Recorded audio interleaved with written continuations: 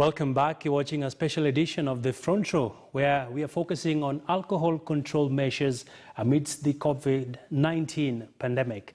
Just before we went for the break, we were, of course, discussing a lot of issues touching on enforcement. I want to rope in Dora Uboka, who is joining us via Zoom, just to get her perspectives around matters to do with rehabilitation centers.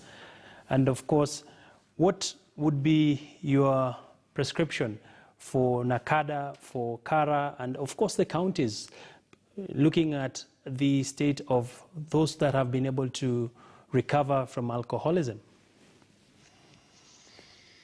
Thank you so much. So actually currently I am working part-time at a rehabilitation center. It's called Teen Challenge Kenya, and it is actually the rehabilitation program that I went through. It is a one-year program that gave me it set the stage for my freedom. And so I'm not sure if the other rehabs are still running, but I'm sure that this is a time where rehabs are needed more than ever. Just the ability to come away from your environment is powerful in and of itself. Can you please expound exactly? All right. You've actually answered my question, and I really thank you for your input on this debate tonight. Let me open it up to Mr. Okioma around rehabilitation programs that NACADA has in place. And of course, talk to us about the fund. Thank you very much, Agina. Let me say that, like I mentioned earlier, the issue of licensing and drug control has been devolved to counties, and therefore a lot of the things we are talking about should really be in the domain of county governments. The national government, I think, up to so far has very, very few public-owned rehabilitation facilities. What we are doing as an authority is we are working very, very closely with the county government to try and enhance access to rehabilitation services by, supporting the counties and working together as partners to be able to put up public-owned rehabilitation facilities. Currently, I think about 90% of thereabout of rehabs in the country are privately owned, commercial, and therefore expensive and inaccessible to majority of those who need these services. And therefore, our emphasis currently is to try and work jointly with the county governments to try and increase the number of public-owned facilities. We have, I think, currently worked with about 10 counties, and Nyeri is one of the example of the counties where we have worked. They have now a very, very, very nice rehab. We have worked with Keyo Marakwet, we have worked with Kwale, we have worked with Kisumu, we have worked with Kakamega, we have worked with, a number of other counties, about 10 of them. I may not be able to mention all of them. Okay. And really the purpose is to make sure that we have more publicly owned rehabilitation facilities so that they can be able to enhance accessibility to those who need these services at a cheaper cost. Okay. Our mandate at the moment is basically to try and inspect and license and accredit those facilities that are available, because that's our mandate. And all these privately owned facilities, we regularly inspect them to ensure that they maintain certain basic minimum standards. All right. Thank you, Mr. Okioma. You've sufficiently addressed this issue. We'll be bringing in Mr. Ocheng. Before we go to you, Mr. Ocheng from CARA, I understand we have a caller on the line. Just introduce yourself, tell us where you're calling from, and of course, raise your question with a specific panelist. Go to you, Mr. Chair. Understand we have on the line. Introduce yourself, tell us where you're calling, and raise your question. No, mine.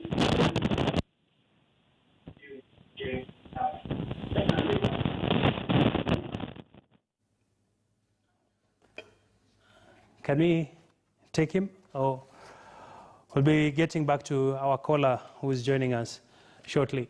But gentlemen, my next area of focus, of course, touches heavily on the issue of time.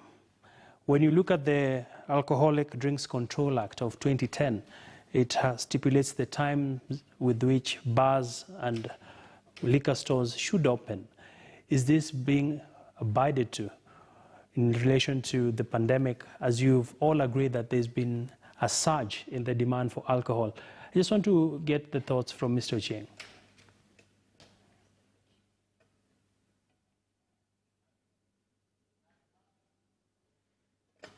Okay, let me open it up to Mr. Muya from Perak.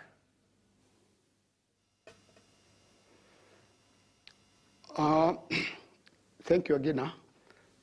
I'm having some hearing challenges a bit, but if you allow me to comment on the matter that was just before about rehabilitation. Yes. I want to mention that there is a special fund that has been created by the Alcoholic Drinks Control and Licensing Board in every county. And some of the matters this fund is supposed to address is matters of rehabilitation and awareness of all alcohol-related matters. Let it be known to all the viewers that all the money that we pay to the county authorities in terms of liquor licenses, this money does not go to the county fund. It goes to the Alcoholic Control Fund. But on my part and on my members, I have never seen any activity by the county on participating in any way in rehabilitating or raising alcohol awareness matters. All right. Mr. Gashishio, what do you have to say about this? Thank you very much. I concur with Mr. Muya that that fund is allowed for in the Act, but it has to be implemented, because before implementation, there are certain conditions that must be fulfilled. And I hope that the CEO Nakada, when we had a meeting last time, this was one of the issues we were discussing, how we are going to implement that fund so that it is targeted to deal with the specific problems. So on us, that is an issue that is on the desk. But before we leave this point of rehabilitation, that is where the elephant in the room really is in this country. If we have to address this issue, we have to relook as a nation. And though my former boss, Mr. Ukioma, is running away from this problem, the issue of policy guidelines, and I want to underline the issue of policy guidelines, because we are now building rehab centers. That is the hardware. Where is the software for this issue? Where are the value for the nation so that they can be implemented through those rehab systems? I think that is where we are remaining. And for us, that issue, we agree. Once we have come up with a proper rehabilitation framework, a strategy, with the proper equipment at the centers, and the proper training of skills, because rehabilitation also requires a lot of skills, because this is also a psychosocial issue. That is where we want to go, and then come up with a proper rehabilitation strategic plan that addresses the socio-cultural value system of community. I think that with that one, we should be able to use that fund to now address the issue. You remember there was a county, and I don't want to name this, where people started implementing alcoholic rehabilitation programs by paying people certain amount of money. And you know, the end result was everybody became a drunkard. So the issue here, and this is for my friend, my boss, Mr. Okioma, let us have clear value strategic policy. Then we implement it in the county. And All then right. we use it to go to the people. And that one should work as a culture, so that you look at some countries like Netherlands. They don't have people in jails. The Scandinavian countries, they have been able to culturalize value systems that start from children and it comes up. I think that's where we need to go. So Thank that you. people are not mesmerized by beer. Why is everybody taking beer? What is so much about, so that we run away from there. Thank you. Thank you. Mr. Kioma, I can see you're itching to respond as you also merge that with the issue around people observing opening hours and curfew hours. I want to agree with my friend Muya that actually the Constitution devolved this function to the counties. They are the ones licensing, and through licensing they generate the resources. And the question is, where do these resources go? Our engagement with the county government is that there should be a ring-fenced fund to address all these issues of public education and advocacy, to address issues of rehabilitation, to address issues of research, with the local specifications in mind. And I have actually seen a bit of a positive response from some counties. But you will find, and I want to say, in Nyeri, where I have interacted with them, they have actually ring-fenced this fund, and it's basically the one they have used to do the rehab, with a little of our support. And they are even doing an empowerment center for those people who go through their rehabs. Okay. This is what we really want to see out there being done by the counties. But let me say that when you talk about the culture, I think the culture of the people in Nyeri will be best, transformed by the leadership within that context. All right. For us as a national authority, what we are saying in our policy is that we should be a working nation and not a drinking nation. And that is why we have a challenge with some counties which start, there are counties which have licensed the drinking of or opening of bars from 8 o'clock in the morning. And one will ask, what will be the reason for opening a bar at 8 o'clock in the morning? When will people be working? So I think the policy is, let us focus on work. The drinking can come after work. All right. And still staying with you, Mr. Okioma, you raised a very pertinent issue of online sale of alcohol. How do we also create an environment that does not stifle businesses? At the same time, we ensure that this alcohol is getting to people who are adults and they know what they're doing. Have you been having conversations around this as NACADA?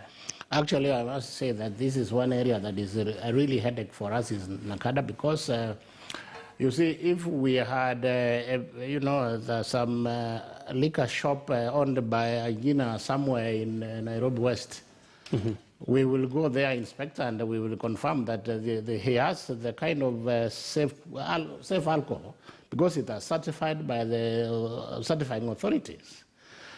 But when you have some virtual or e-market somewhere where somebody sits somewhere and makes a call and alcohol is delivered, one, you don't know where it's coming from. You cannot vouch for its safety. Two, is that you don't know who is ordering this drink. It would be some 5-year, 10-year-old. So the challenge around alcohol is that, alcohol, like drugs, it is something that is controlled. It is, you take alcohol because you are of age. You take alcohol certain times, not all the time. If you are ordering bread, nobody bothers what time you are ordering it and who is getting it, because even a child, if is able to take it, it's fine. Okay. But alcohol is controlled. So if it is controlled, it becomes so difficult to transact it online, because then these issues are not addressed. And that is where our concern is. All right. And Mr. Cheng, if we have you, I'd also want to just speak your thoughts as well on this issue. Stoll will be getting back to him shortly. But to Mr. Muya, what should we pursue moving forward, even as we come to the tail end of this discussion, in regards to how do we draw the line and say, of course, the containment measures continue to remain enforced. At the same time, how do we cushion the businesses?